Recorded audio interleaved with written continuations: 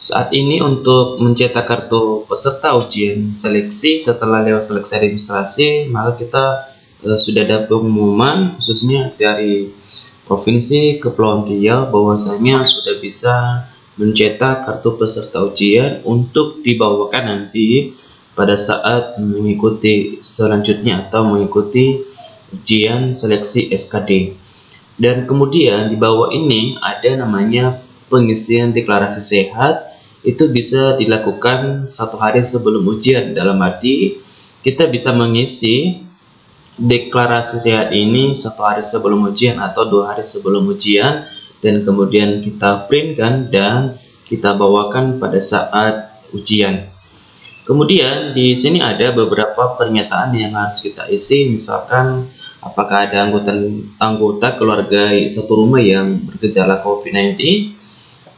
Kalau tidak bisa kita klik tidak, dan kemudian pernah bersentuhan fisik atau berdekatan kurang dari 1 meter dengan orang yang bergejala atau terkonfirmasi COVID-19. Nah, di sini kita bisa klik kalau tidak ya tidak, kalau iya ya gitu ya. Jadi itu semua tergantung apa yang kita alami ya. Kemudian saya sedang mengalami kondisi di bawah ini. Ini pernyataan keduanya dan beberapa poin di bawahnya.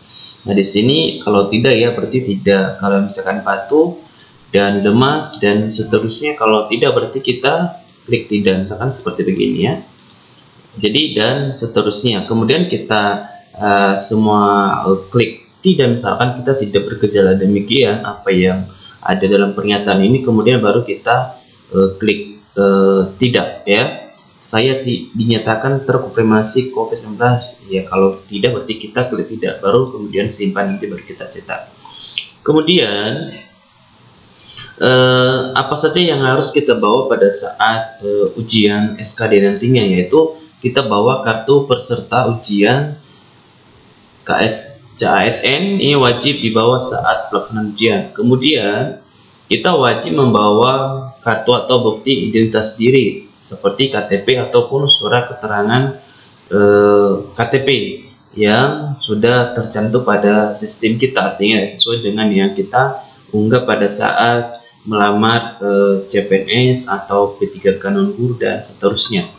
Kemudian adalah peserta wajib mengisi bukti deklarasi sehat ya, seperti yang saya jelaskan tadi yang terdapat pada halaman resume SSCASN. Itu yang harus kita wajib membawa, itu yang harus kita persiapkan sebelum kita berangkat atau menuju untuk mengikuti ujian SKD. Kemudian peserta juga wajib menggunakan dan mengikuti protokol kesehatan selama berada dalam lokasi ujian. Artinya kita harus menaati peraturan protokol kesehatan dan juga tetap wajib menggunakan masker. Kemudian adalah peserta wajib mematuhi peraturan yang berlaku pada saat pelaksanaan ujian.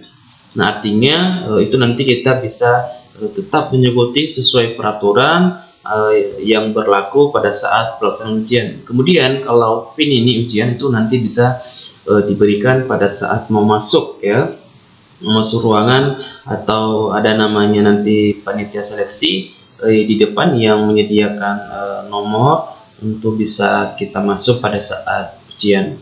Nah, kemudian teman-teman, saya juga informasikan bahwasanya saat ini masih belum keluar pengumuman kapan mulai ujian SKD. Tentu ini nanti dapat dikonfirmasi atau dapat kita menunggu pengumuman dari instansi yang melamar, yang kita lamar.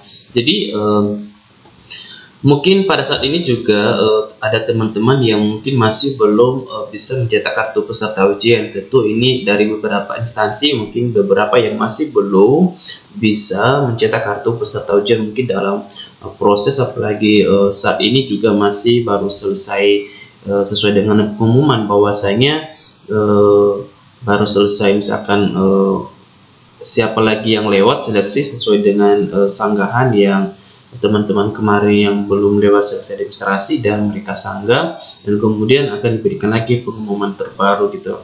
Sesuai dengan yang saya baca, maka yang sebenarnya tanggal 20 ini akan keluar lagi nama-nama yang wajib mengikuti ujian SKD. Dan sama seperti saya, karena sudah ada, berarti saya tinggal menunggu kapan jadwal ujian SKD.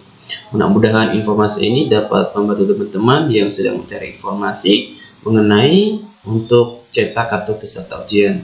Terima kasih dan salam sukses untuk kita semua.